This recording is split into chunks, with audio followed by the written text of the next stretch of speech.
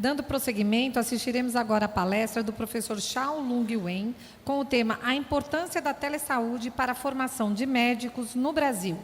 O professor Xiao é médico formado pela Faculdade de Medicina da Universidade de São Paulo, é doutor e livre docência em telemedicina e é professor da USP e coordenador do projeto Tecnologias Educacionais Interativas para Potencialização da Educação em Saúde e líder do grupo de pesquisa em telemedicina da USP no CNPq. Senhoras e senhores, com vocês, professor Xiao.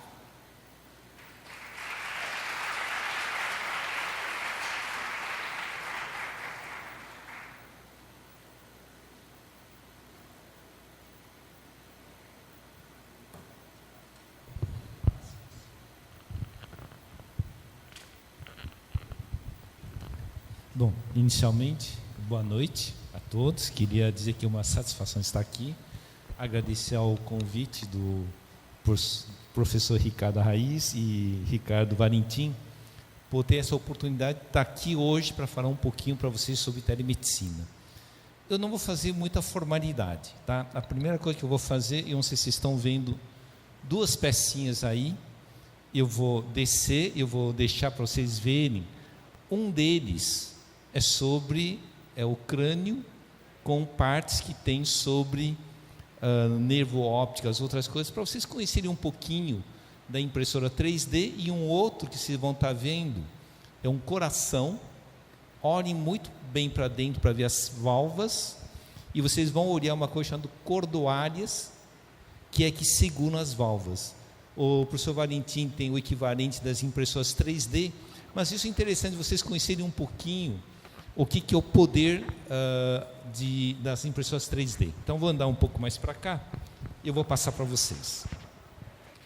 Bom, antes de começar a falar, eu vou falar duas coisas importantes. A primeira, sobre o professor Ricardo Arraiz e o professor Ney, que, na verdade, o que foi lançado hoje não é um livro. Na verdade, é um conjunto de conhecimento e experiência de vida. Muitas vezes as pessoas acham que é apenas um livro. Vocês vão ter que ver que é uma arte de reunir os conhecimentos e experiência de vida num algo que as pessoas podem aprender. Tá? Então, essa é a primeira coisa. A outra coisa é o professor Ricardo Valentim. Eu conheço ele já há algum tempo. Acho que ele realmente é uma pessoa fascinante. Hoje, quando eu dei os parabéns pelo trabalho dele, eu vou dizer por que eu acho que Laís vai crescer. Porque quando eu dei os parabéns para ele, ele me disse: tenho muito o que fazer ainda. Isso significa jovialidade, isso significa que Laís só vai tender a crescer. A outra coisa que eu vou caracterizar ele: inteligência multiangular. Ele tem uma vertente de engenharia. Eu vi ele andar muito bem nos termos médicos e, no entanto, ele também trabalha até o nível da área de comunicação. Isso se chama inteligência multiangular. Então, meus parabéns. Acho que a Universidade Federal do Rio Grande do Norte tem uma ótima pessoa para ser liderança, e eu tenho certeza que todo mundo que trabalha com ele deve perceber a jovialidade, mas algumas características. Saber compartilhar. Ninguém faz sozinho, ele compartilha e forma uma estrutura bonita.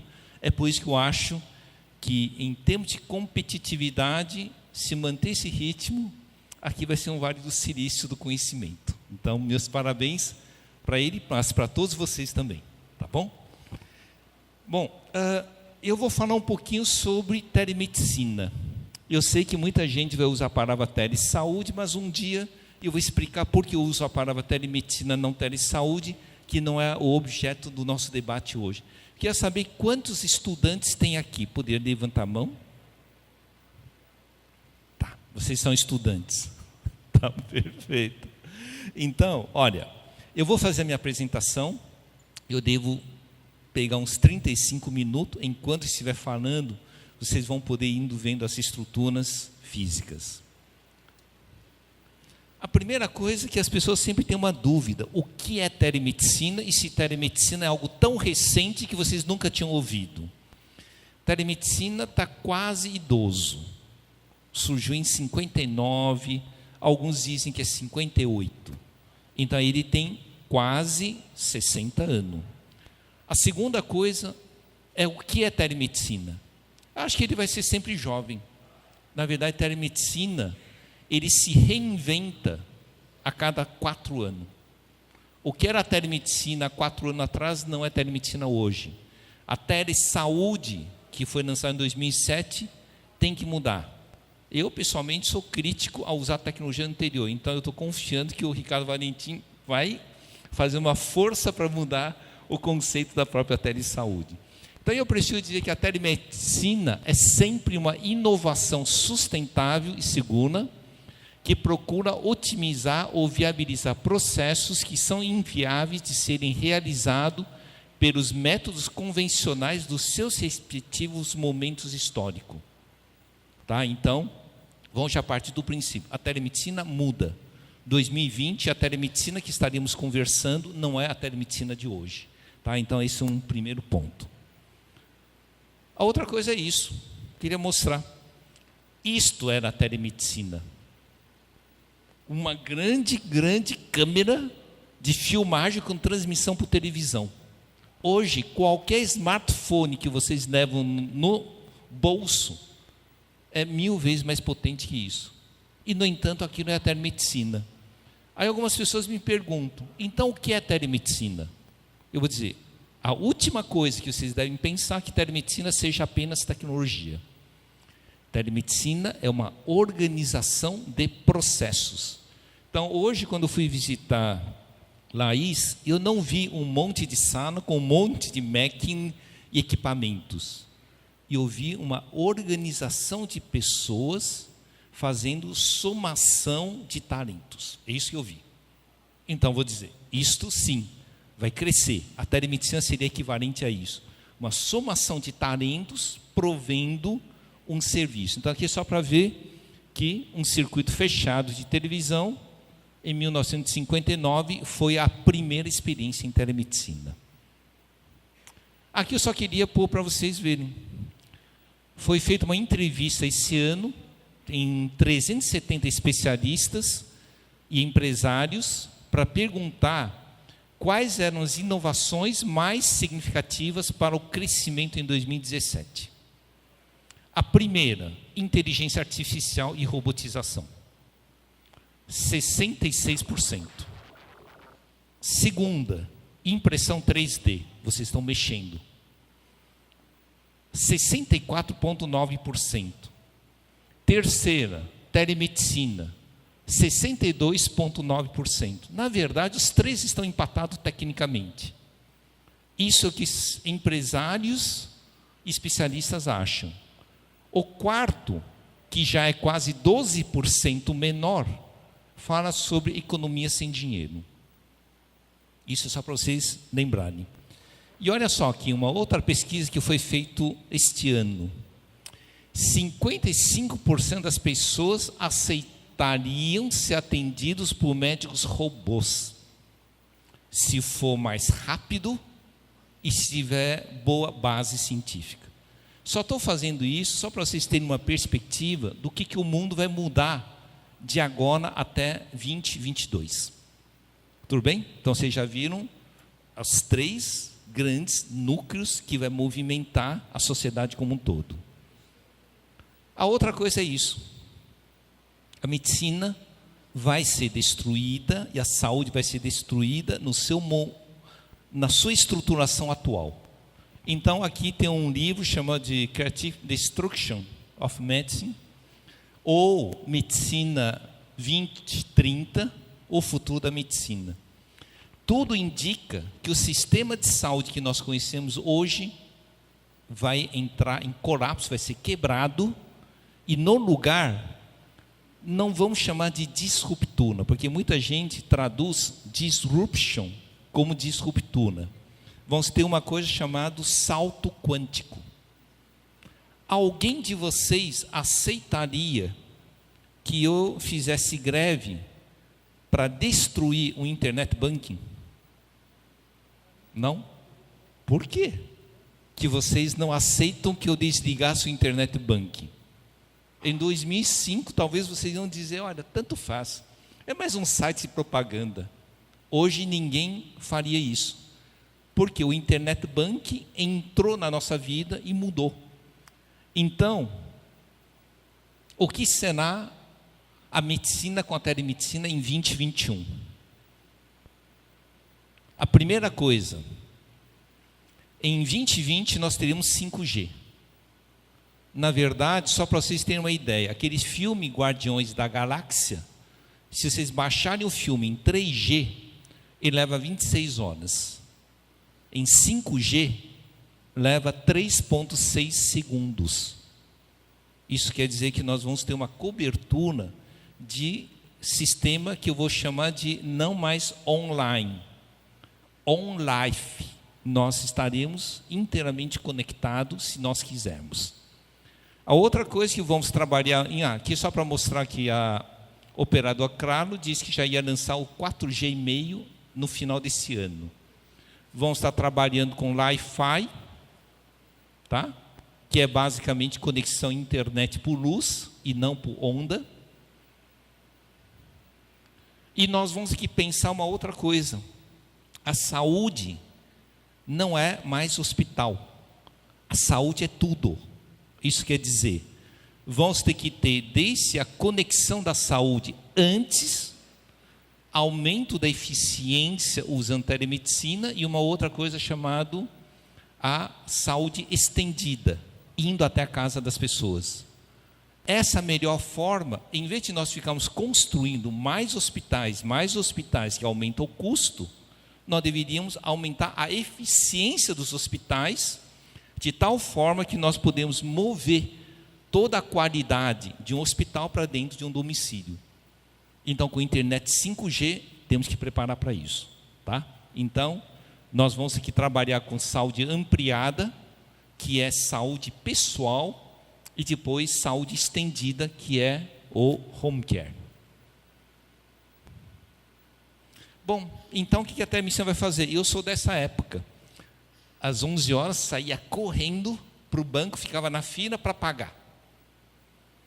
E a gente pagava. Aí o que o internet banking fez?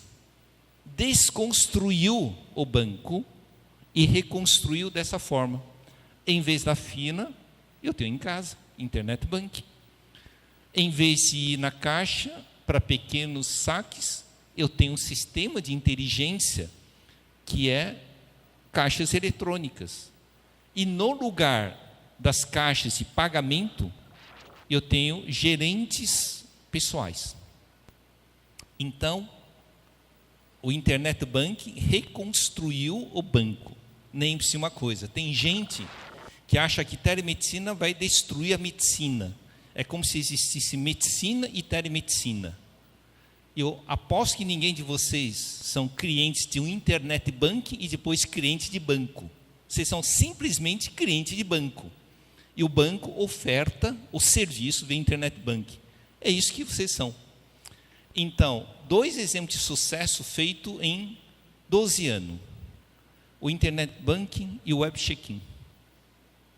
A telemedicina tem seus 12 anos para reconstruir esse processo.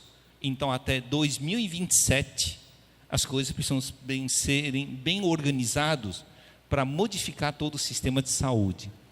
Então, o que pode acontecer? Isso. Nós podemos ter quiosquezinhos com inteligência artificial, onde você vai lá e vai te orientar. Alguém pode perguntar, Machado, isso é um sacrilégio? Eu falei, não. Aí dizem, por quê? Não. Você já pensou se eu for comprar um medicamento, eu vou para um quiosque de inteligência artificial, ele me orientar como usar a medicação, quais são os efeitos colaterais, quais são as interações medicamentosas? Isso não seria bom? Pois bem, se eu fosse fazer um exame num local e a inteligência artificial me orientasse o que eu devo fazer antes do exame, não seria bom? Pois bem, então nós poderíamos ter um quiosque de inteligência artificial. Por isso que eu disse, as pessoas não teriam problema de serem atendidas por robô, desde que tivesse certeza que fosse bom. Vocês já são atendidos por robô em aplicações financeiras, em compras e em atividades com as operadoras de telefonia. Já são robôs. Então, nós vamos caminhar para isso. A outra é o lançamento, por muitas empresas, inclusive da Cisco, do chamado cabine de saúde. Não para uma primeira consulta, porque se tem algum problema, você vai fazer a consulta médica à distância. É para teleacompanhamentos. Pessoas que têm uma doença crônica, conhecida pelo médico, e ele vai fazer uma continuidade de atendimento. Dentro de uma cabine desse, tem dermatoscópio, esteto digital, otoscópio, oftalmoscópio, ultrassom e assim por diante.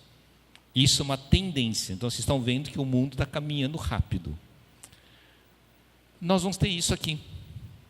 Parece um central de controle de voo. Você sabe para quê? Telemonitoramento. Provavelmente os hospitais vão ter que abrir um novo serviço chamado radar de telemonitoramento em domicílio. Então, uma das áreas que vai crescer muito é o telehome care.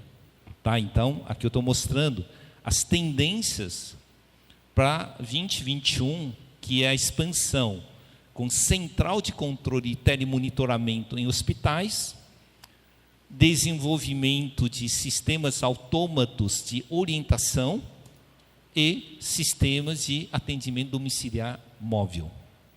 Tá? Então, a telemedicina e a saúde vai ser isso aqui. Drones, o professor Valentim já anda usando drones para fazer filmagens, né?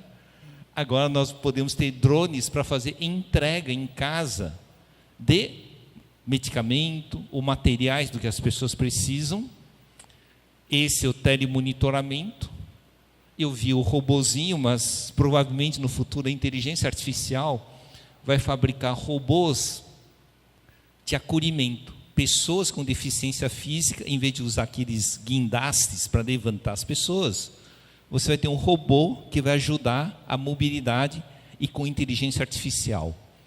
Nós vamos ter, isso aqui é uma lente de contato que consegue fazer dosagem de açúcar na lágrima em tempo real. Então você vai controlar diabetes usando lentes de contato. Tá? Provavelmente vamos entrar muito nisso, chamado roupas, que eu falei do 5G, roupas vestíveis, que esse aqui vai monitorar o ECG, já com todas as derivações que o cardiologista gosta. Tá?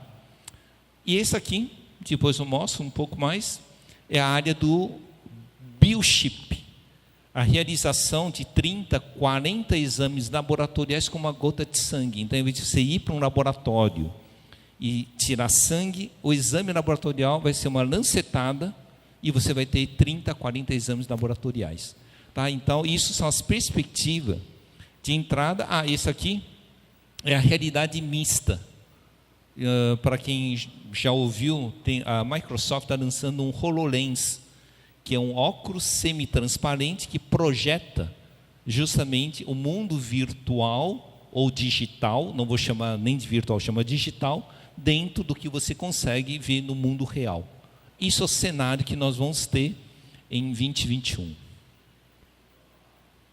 Tá? Então, provavelmente vão ter que apostar numa coisa, hospital digital. Então, Laís, bem que podia fazer o projeto do hospital digital com um central de expansão de controle para, inclusive, aumento da eficiência domiciliar. Tá? Então, esse é um ponto. Eu acho que equipamentos de videoconferência sempre vão ter, mas hoje, basicamente com um tablet, você consegue fazer coisas muito boas. Interações, monitoramento, tá? Então, isso aqui é intra-hospitalar. Aqui é só para mostrar o que vamos caminhar para os biosensores. Eu acho que daí eu vi que já estava falando biosensores, mas muito provável que em 2021 virá o Ricardo Valentim e diz: eu trouxe a etiqueta biosensora para monitoramento de sinais vitais de vocês. então vai ter que ser a base de grafeno.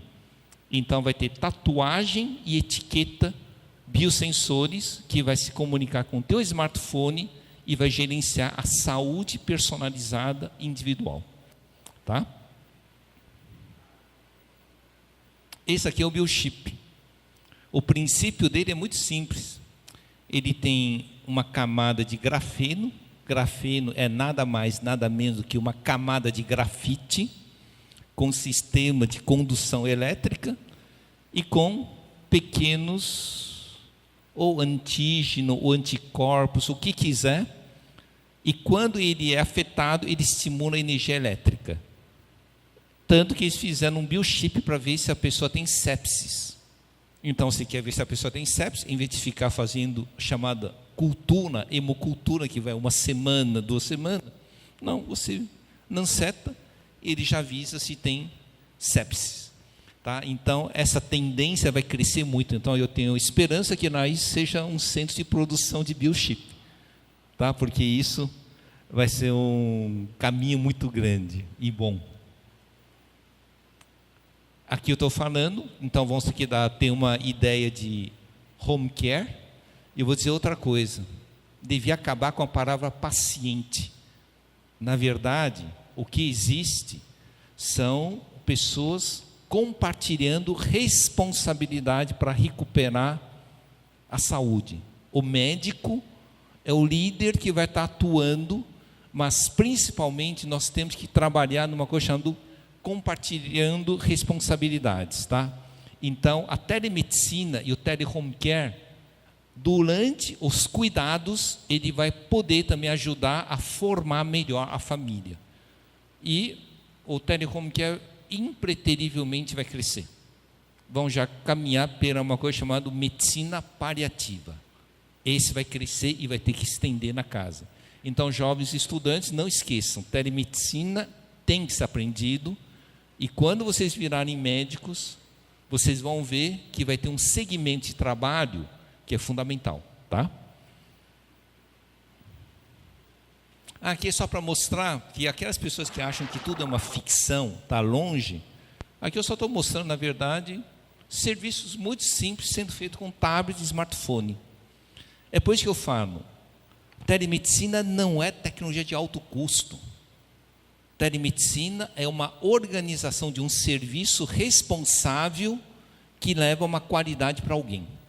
E a tecnologia que vocês têm hoje já funciona, e funciona muito bem. Então, aqui são várias atividades tele, e eu não vou chamar consulta, eu vou chamar de teleatendimento ou teleavaliação, feito simplesmente por smartphone e por um notebook. Tá? Isso é viável tecnologicamente. Aqui só estou querendo mostrar esteto digital baseado em smartphone, otoscópio baseado em smartphone, oxímetro baseado em smartphone, ultrassom baseado em smartphone, dermatoscópio baseado em smartphone, ECG baseado em smartphone, oftalmoscópio baseado em smartphone, e eu reuni alguns instrumentos baseados em smartphone. Para as pessoas que têm a minha idade, lembram daquela maletinha que o médico carregava? Você consegue hoje levar quase 10 instrumentos de exame propedêutico armado, que é o que nós chamávamos antigamente, só para usar com smartphone. E eu ainda posso fazer interconsulta. Eu posso fazer uma avaliação com especialista. Então, o nosso mundo mudou. O que nós não temos feito ainda é formar os jovens médicos a saberem lidar com isso. Então, se criar um curso aumentando a capacidade desse jovem, nós vamos ter uma intervenção muito importante. Tá? Aqui é só para mostrar uma coisa chamada meta-análise. Se a gente for levantar nas revistas científicas médicas, a qualidade A significa que é muito, muito importante na meta-análise, e ele diz assim: o que é que existe evidência, categorias de evidência de grande impacto em publicação científica. Exemplo, telemonitoramento de pacientes crônicos dá impacto de resultado em saúde. Portanto, o home care, as evidências científicas já dizem, dá impacto em saúde. O que nos falta? Gente, pessoas profissionais para fazer esse trabalho. A outra, é por isso que eu falei que o Valentim também é multiangular, e aí eu vou falar do pessoal de comunicação. Comunicação e orientação para pacientes crônicos. Exemplo, construir pequenos vídeos instrutivos, de forma clara, orientando as pessoas a fazerem as coisas, dá resultado pela meta-análise. A comunicação era interessante. Então, desenvolver, chama pílulas do conhecimento, que você manda via celular, até via WhatsApp, o médico prescreve, você tem um impacto grande. E a outra, a parte da psicoterapia. Então, Valentim, pensa numa ideia do Netflix da saúde, tá? Pode ser que dê certo. Então, aqui é só para mostrar as evidências de telemonitoramento de doenças crônicas para idosos. Reduzem 15% as visitas à emergência, reduzem 20% as admissões em hospitais, reduzem 14% nas admissões eletivas, reduzem 14% de dias em leito hospitalar, reduz 8% em custos e impostos e reduz 45% taxa de mortalidade. Isto não sou eu falando, isto é uma evidência. Então, para onde caminha a telemedicina com as inovações? Desenvolvimento de pacote de trabalho que gere resultado, tá? Então, tudo bem? Bom, tem duas coisas que eu vou falar muito rapidamente, depois vou pular para o homem virtual. O que eu acho é que hoje está nos faltando uma coisa para a telemedicina crescer: tornar como matéria obrigatória em todos os cursos médicos e cursos de saúde. E depois em todas as residências médicas e residências multiprofissionais. Sem formar essa geração, pode esquecer. Nós seremos colonizados. Aí eu até diria que exemplos de trabalhos que vocês estão fazendo, consolidado pelo nome Laís, não é apenas inovação. É uma forma de desenvolver uma cultura e uma expertise de excelência que evite que nós sejamos colonizados.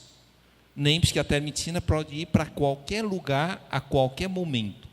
Formar talentos é importante.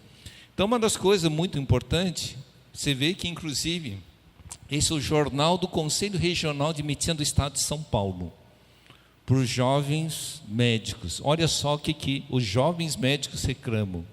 Formação atual não prepara jovens médicos para desafios da carreira.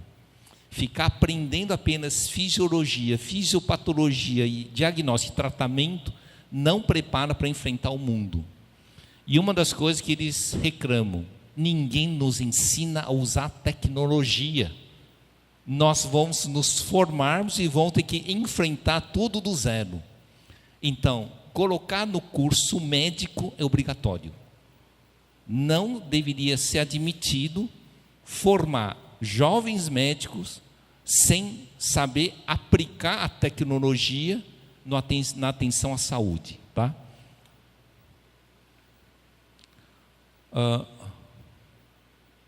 Eu vou pular aqui, senão é muita leitura. Não, aqui. Então, só para vocês verem então, o que é telemedicina. É integrar conhecimentos.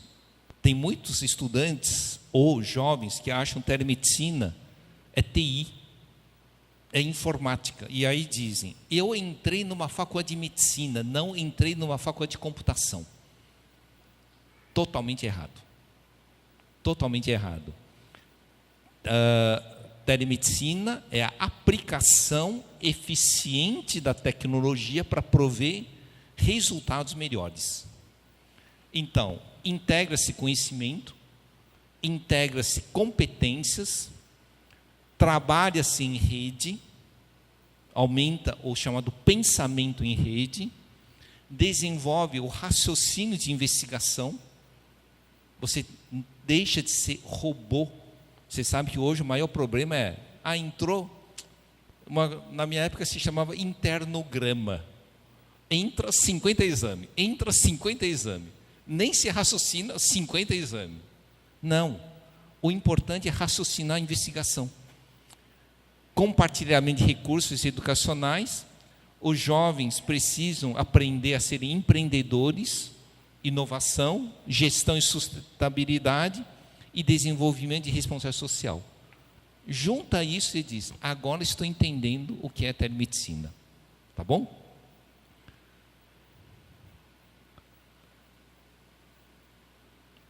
Aqui é uma forma de curso, mas eu vou pular isto, porque eu queria mostrar outras coisas para vocês. Isso aqui. O Conselho Federal de Medicina atualmente proíbe todas as teleconsultas. O problema é o seguinte, ele proíbe a teleconsulta. Mas o mais importante é saber o que é teleconsulta e o que ele não vai proibir. Exemplo. Isso aqui que eu estou apresentando é uma resolução que provavelmente vai ser publicado no ano que vem. Porque muita gente tem receio de telemedicina porque diz que o Conselho Federal de Medicina proíbe tudo. Não, isso não é verdade.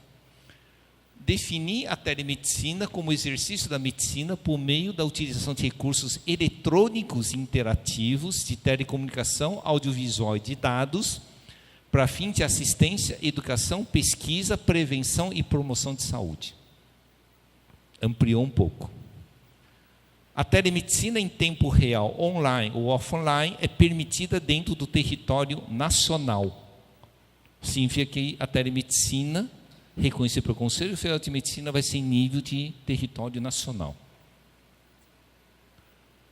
Ele diz, teleconsulta, a consulta à distância com método presencial junto ao paciente. Aí vocês vão dizer, mas voltou a mesma coisa. Ele só diz o seguinte, atender um paciente que você não conhece, só se tiver o médico do outro lado e outro médico do outro lado. Algumas pessoas podem perguntar, mas por que isto? E se acontecer alguma coisa ao paciente? Quem que o Conselho Federal de Medicina tem que responsabilizar para proteger o paciente? Tem que ser médico. Isso é casos novos. Ele vai autorizar teleinterconsulta, teletriagem médica. Teletriagem é quando, em vez do médico fazer o atendimento, ele faz uma primeira avaliação e diz, você vai para tal local, você vai para tal local.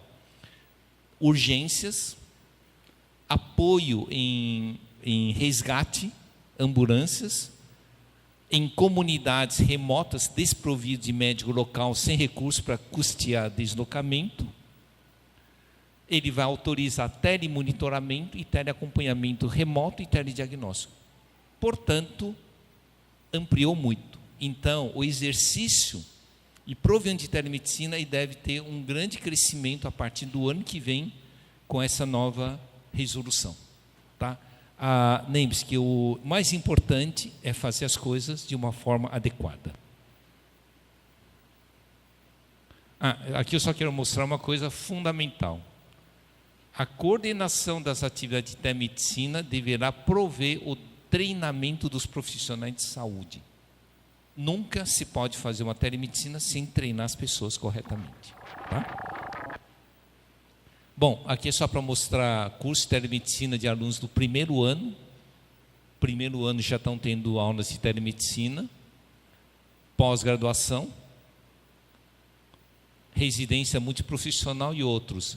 Hoje nós já temos na área de um ambulatório de DST, que é o Centro de Saúde Paula Souza, 1.200 residentes, desde 2004, que já tem formação em telemedicina. Tá?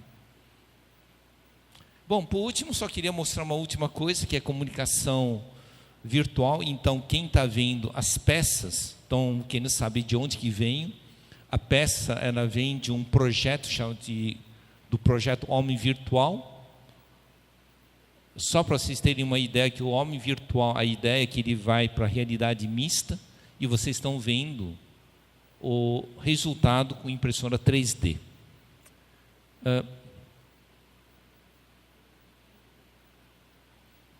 Quem de vocês não sabe o que é o ECG? Levanta a mão. Todo mundo sabe o que é eletrocardiograma? Todo mundo sabe como que o médico consegue entender aquele rabisco? Como que consegue adivinhar que parte do coração que está com problema? Eu vou fazer uma pergunta. Vocês, estudantes, tiveram aula para aprender ECG, a ler ECG? Quanto tempo que vocês demoraram para aprender? Mais que 3 horas ou menos que 3 horas? 2? Poxa, na minha época eu tive quase 16 horas. Mas tudo bem, 3 horas, fechado. E se eu quisesse explicar para vocês em 1 minuto e meio, o que vocês acham?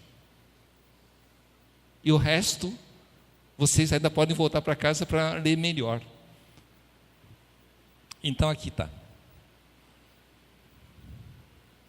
Coração, feixe nervoso, nó sinoatrial, impulso elétrico e o início de uma formação de uma onda P. Eu consigo dizer qual lado é átrio direito, qual é o átrio esquerdo. Está vendo? Então ele está passando, você vê que o coração está batendo. Aí ele depois vai mostrar o QRS, para mostrar que o coração está indo para os ventrículos. Quem tiver com o coração, vai ver que é a parte ventricular. Então, QRS é para estimular o ventrículo a bater. E depois, aqui vai mostrar cada uma das fases, e depois a onda T. Acabou a aula. Agora vocês pegam, voltam para casa, e olham e observam, e veem a fisiologia cardíaca que vai entender. Isso se chama homem virtual.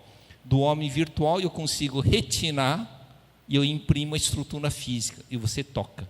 Isso nós chamamos de aprendizado vivencial. Quanto mais você vive, mais você aprende. Tá? Então aqui um exemplo do ECG. Sífilis congênita. Aqui, por exemplo, uma reanimação cardiorrespiratória. Aí eu consigo mostrar para vocês. Consigo mostrar a posição, o que vocês vão usar. E a forma e a angulação. Pronto. Voltam para casa, olhem, observem. Isso se chama aprendizado por reflexão e observação. Tá? E aqui é para mostrar o que acontece, que vocês fazem em termos de massagem cardíaca. Tá? Então aqui estou mostrando o que é uma computação gráfica 3D aplicado para o aprendizado. Posso gastar mais 5 minutos em homenagem aos pediatras. O nosso bebê fazendo sucção e deglutição. E deixa eu contar uma coisa, isso é real, tá?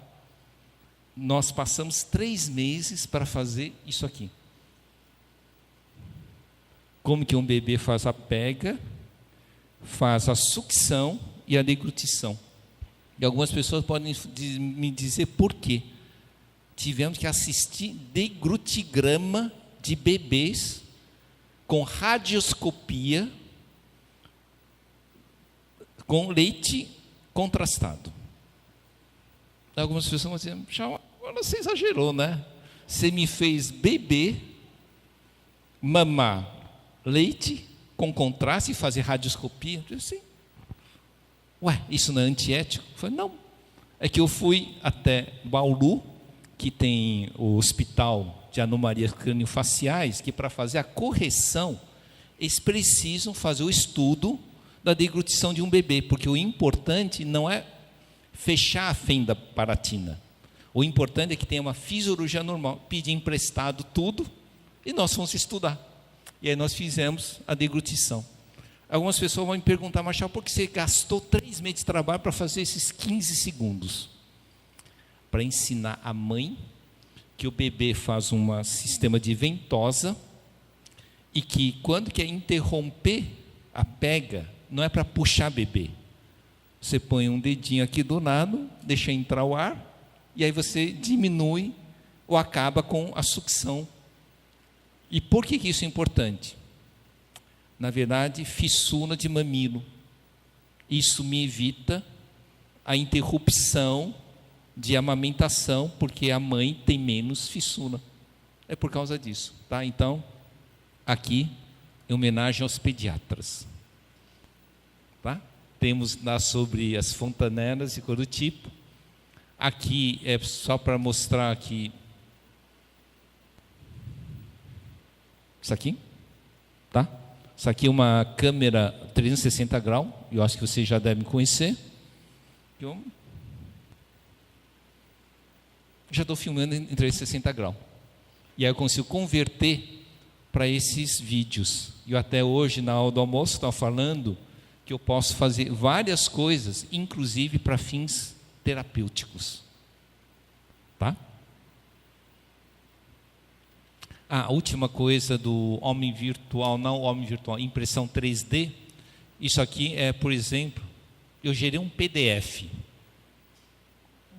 Isso aqui é uma computação gráfica, mas é um arquivo PDF que eu posso mandar por causa de hérnia de disco. E aqui, por exemplo, uma lesão no corpo vertebral. Aí eu consigo fazer isso e imprimir. Então ele serve para planejamento de cirurgia. Então provavelmente mais adiante os centros de radiologia vão ter as suas impressoras 3D, vão imprimir para que o médico possa fazer o planejamento e o paciente ele até possa usar para documentação.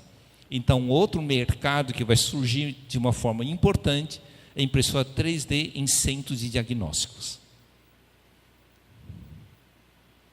Eu uso impressão 3D para justamente ensinar os meus alunos a usar o ultrassom. Estudantes de medicina, dentro de 3 anos, não pode se formar sem ter noção básica de ultrassom. Só vai fazer iatrogenia. Iatrogenia significa você provocar um problema onde não existia e era porque você queria ajudar. Tá? Então, aqui eu uso para ensinar, tá vendo? Isso aqui inteirinho é já o ultrassom. E ele se comunica com o iPad ou o iPhone. Tá? E por último, só para dizer que o futuro da impressora 3D vai ser isso aqui, né? Isso se chama bioimpressora. Está imprimindo um pavilhão auricular para ser implantado. Quem teve acidente, teve problema, então ponta de nariz, orelha, cartilagem, hoje com as bioimpressoras já se faz. Então é muito provável que naquele hospital digital que eu comentei, vocês vão ter também um centro com bioimpressão. Tá? E aqui um recado, né? Você sabe que eu sempre falo, esse era um titã, só que não se adaptou, ficou no museu, extinto. Essa mensagem eu gosto, né? O segredo do sucesso não é prever o futuro, é preparar-se para um futuro que não pode ser previsto, é ensinar a ter flexibilidade. E aqui 2 recados de histórias recentes de quem não se adaptou bem. Um que eu chamo Kodak, reinava, que uma vez dizia que dominava o mundo da fotografia. E ele achava que sempre ia viver vendendo filme. Não se ateve às potências da imagem digital. O que aconteceu? Quebrou. A outra é o Xerox. Eu é que faço a cópia melhor. Ele não entendeu do chamado copiadoras pessoais. Quando ele acordou, já perdeu a concorrência. É isso que vai acontecer com telemedicina e a área vão chamar de telesaúde. Se o sistema de medicina e saúde não acordar, em breve vai ser um Kodak e um Xerox. Vai simplesmente perder. E outro, os estudantes precisam formar nisso. Tá bom? Bom, obrigado. E era isso que eu queria falar um pouquinho para vocês sobre telemedicina. Obrigado.